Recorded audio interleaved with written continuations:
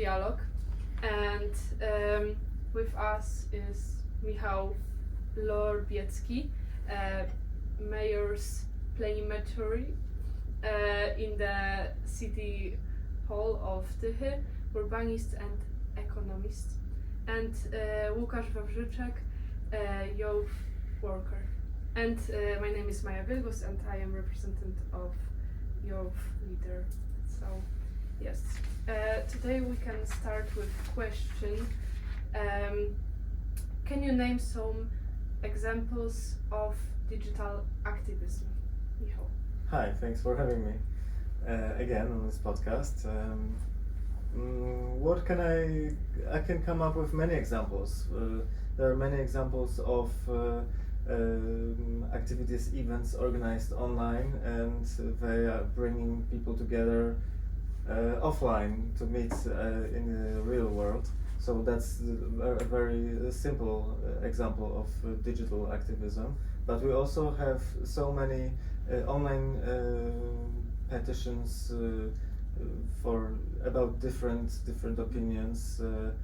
So many questioners asking our opinions, voting online for different things. So I think there are so many really simple, basic examples of activism, and we really don't need a very difficult tools to do that. We just need to ask a question or something. Yeah, so some examples can be social media campaign, for example, when you are doing everything in the digital sphere, or maybe some seminars, or maybe some workshops even on Zoom or other places.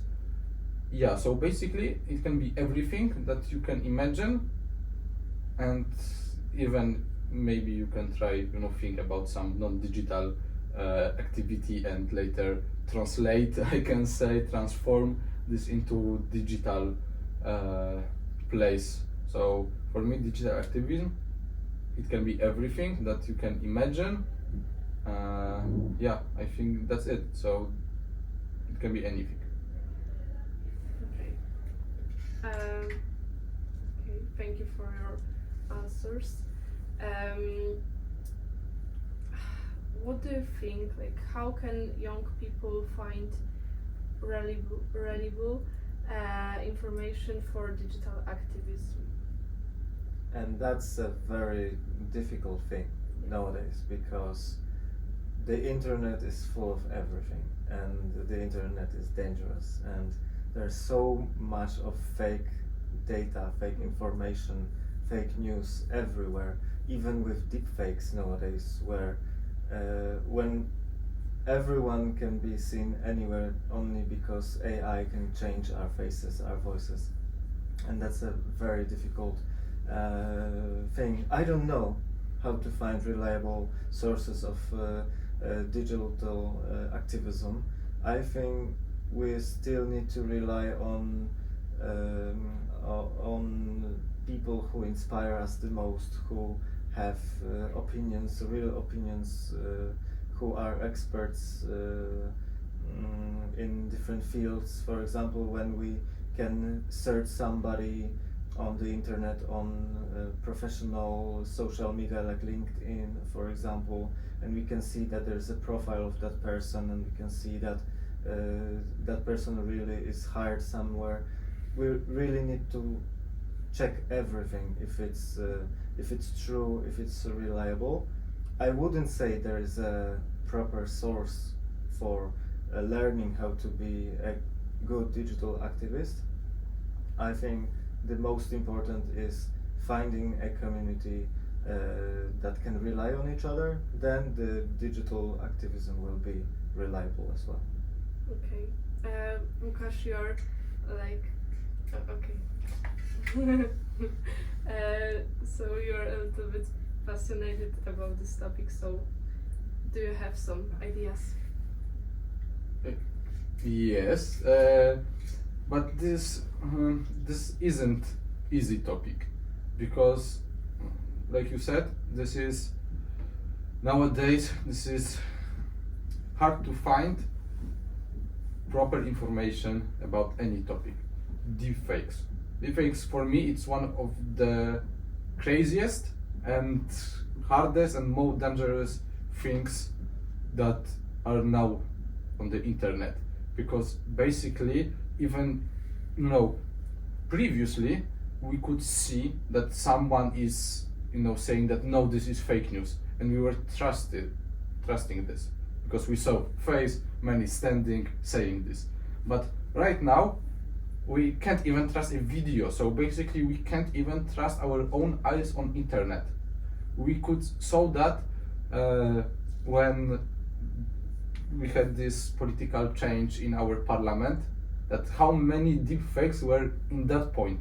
So we couldn't even, a lot of people are, oh, politicians, okay, maybe we can trust them, maybe we can't trust them, but we are kind of have to trust them. But right now, no, you can't trust. And when we are talking about how to find information, for me, it's about finding good checked resources. And and this is the question, how you can check them. Maybe somebody already told you, yeah, this is good. This is like normal from the government or from some NGO, yes? Because maybe this part is for NGOs, that they will be sitting for hours, checking everything and later preparing informations where you can find this. Yes, because when young person is randomly searching on internet, they will not find, I think, proper informations. But if some NGO is doing this and some young person is going there and this is checked information, I think they can use this. So, like I said, for me, it's about checked informations. But we need to figure out how to check them, how this first person can find them. And again, we are going here from the perspective that maybe we can try to find some solutions that are not in the digital sphere. Because right now, our mindset is that we have to do everything in digital place. But maybe we can go from there and maybe to open again a books or and things like that. So I think this is it. So just check informations. If somebody now is listening us and is trying to think how I can find this information, go to web pages and Facebook of NGOs. You can find them a lot of good informations about digital activism. And also you can always do fact-checking websites. Also, when you will write on internet fact checks, first few web pages are really good when you can just check facts because maybe you need them. So yeah, I think it's about checking. Maybe you have some other idea also after that. Yeah, I think government websites are the most important, crucial to be reliable, and we need to trust the government. But still, there are countries like our country where trust to government isn't really on a good level still. But we don't have any other option but to trust, for example, government websites about different topics. And like I said, for example, about professional people, LinkedIn is a very reliable social media platform. For example, if I want to check somebody, some expert, if they do something, I won't check on Instagram or Facebook because they're more like private social media for family and friends. But when it comes to be a professional, they're dedicated platform. So yeah, checking is the most important. Yeah, but I have one thing in my mind, that is it possible, for example, that because everybody is nowadays saying deepfakes are problem, fake news are problem, this is the problem, a lot of problem in the digital sphere. But to be honest, nobody sat down, like we didn't bring 10 people, 10 specialists to one table and said, okay, we need to find a solution for that. we need to think how we can, fight with that. We are saying that this is the problem, this is the problem, this is the problem, but we are not finding solution for that, because, like you said, we have to trust government. But in Poland, half of the country is not trusting in the government, and it doesn't matter which one. Half of the country will be unhappy and will not trust them. So, how we can overcome these challenges that right now are one of the biggest in our lives, yes, in our civilization, how we can overcome them, because we didn't sit and talk about this, how we can fight with them. No, we said, and this is the problem, yes, because, during COVID-19, there was this webpage when there were fact-checking about COVID-19. But right now, we are not talking about how to overcome deepfakes or how to new fake news is overcome. No, we are not talking about this. We are just saying that this is a problem. Do you think that this is even possible, that we will come, sit with everyone and talk about this, or this is not possible? Because for me it is possible, but I don't see that somebody want to do that. I am aware that there are being regulations being prepared in different regions of the world. For example, there are different regulations in EU, there are different regulations in US, and in Asia, in different countries, and Australia is also a totally different world when it comes to that. And it's not only about deepfakes, but maybe you remember there was this problem with ACTA regulations, where we would have a censorship on the internet, on most of the websites, etc. And there are countries that really have censored internet, and they need to use VPN or something to connect with the world. And there are those regulations that are put on us from the government or from the bigger region like EU. But at the same time, we always see regulations as something that limits our democracy, right? This is why this is a very sensitive topic, but at the same time we expect safety, to be safe from deepfakes and fake news, but at the same time we don't want to be limited. We want to try deepfakes, we want to use AI, we want to develop, so there is no golden point in it, I think. And this is why this is a very difficult topic, because every regulation will be seen as something that limits our democracy. Yeah, that's true. So right now when you were talking, some idea came to my mind, that maybe again we have to change our mindset in schools, but because right now we are learning date what happened, so maybe we need to try to teach youngsters, not to memorize the information, but how to find information. Exactly. How to search for the information, how to search for the good information, how to later analyze this information. So maybe this we should do, not memorize, but understand and find this information.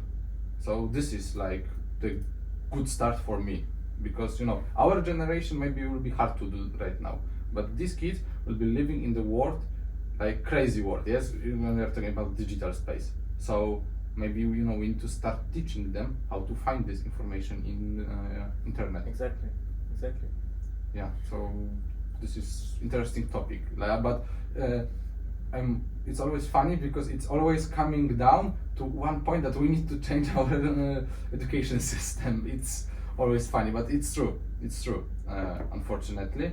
And one more thing, just I want to add, because you were talking about these limits on internet, and that in some points this internet is censored. For me, internet is censored in every country, because, for example, YouTube, yes, you can't say specific words on YouTube, because if you are saying them, they will catch them, and you will get banned, for example.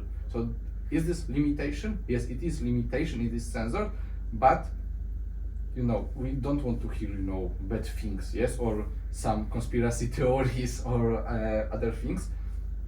But it is also dangerous, yes, because maybe in one day something can happen in country was democratic but happened to be, I don't know, now dictatorial. So they can also limit like normal things. For example, that our freedom of speech, that I can say that I don't like this, and they will censor that.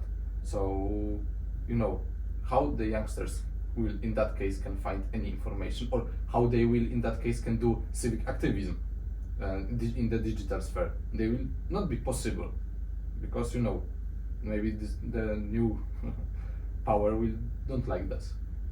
Yes, that's a very difficult thing, because we have elderly people who rely on newspapers, on the TV, and we know from our experience in Poland that TV can be really damaging to our civic engagement.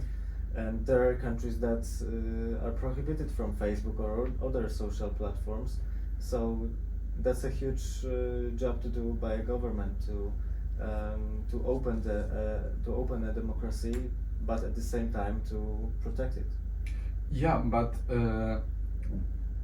be protected. But for me, it's always need to be ethical, because there was a situation in, I think, Canada. Now I can be wrong, but I think it was Canada, when there were fire in the forest, one of the biggest ones, and there was ban for writing about this from the government. So it is crazy, yes, because I even couldn't, you can imagine that you want to write about these fires to your family, and you can do this on normal message because it was banned. So this is like too much censored, I think, and especially if we are talking, it is only fire only, yes. Or for example, I think also in Canada, when there were protests, like this big protest of drivers, they banned their credit cards, so they couldn't pay for food, for petrol, because they were the government was fighting with protests, like you can just cut someone off from their own money. So this is also dangerous, yes, because we are now talking how we can use digital world, digital activism to the good purpose. But this sphere, like I said, also can be used for bad things. Of course. Because I can't imagine, and you can imagine that in Poland, somebody like now we have this farmers protest. Imagine that somebody will cut their money, their credit cards. It's crazy. Like people will be so angry about that.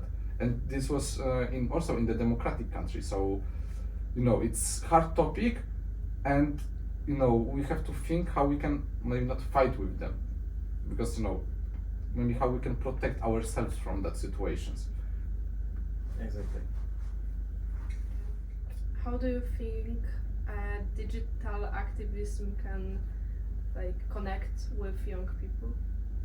I think it's, of course, it's good and bad. I begin with good things. I think that everyone is different, and not everyone will feel safe speaking publicly in a public square, but will feel safe in digital world, in social media, etc., because they're not shy anymore. They hide behind the screen, etc., if you know what I mean. And that's good, because we can easier speak our minds.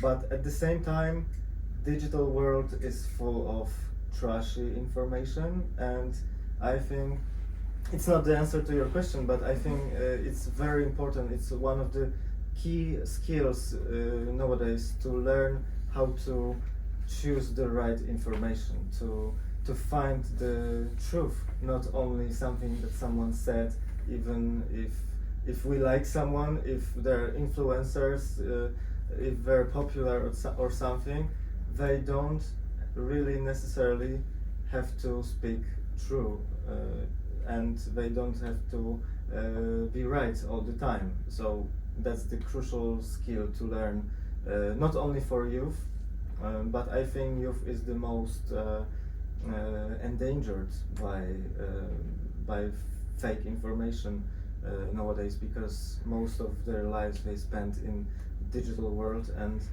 that's the bad thing about it. But activism is digital activism is important because it's like another space to engage with people.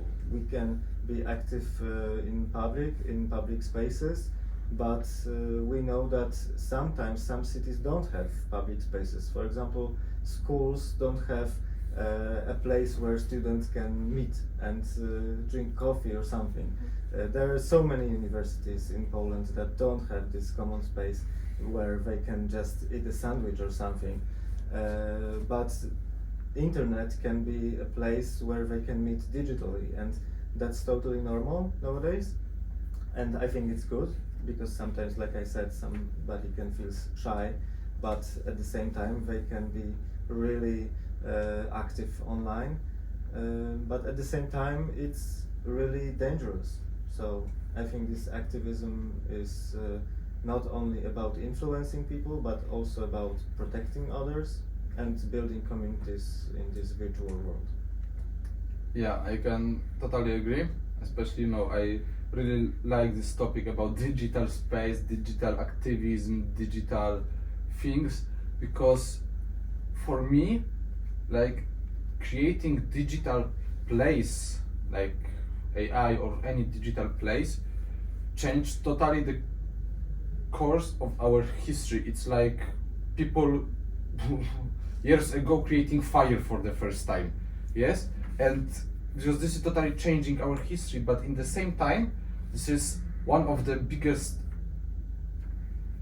the biggest danger things, the danger thing that we also created, because it can help in our civilization, but also it can destroy this, because like creating these phones, yes, internet, etc., is nice, because it can help us in learning, in connecting between people, because we never been connected. Yeah, this is one of the things that our civilization, people never were that connected how they are now, but they are really connected, because like you can have friends or you can talk to someone in the United States or some other place, but later you are going to school and you don't have anybody to talk to.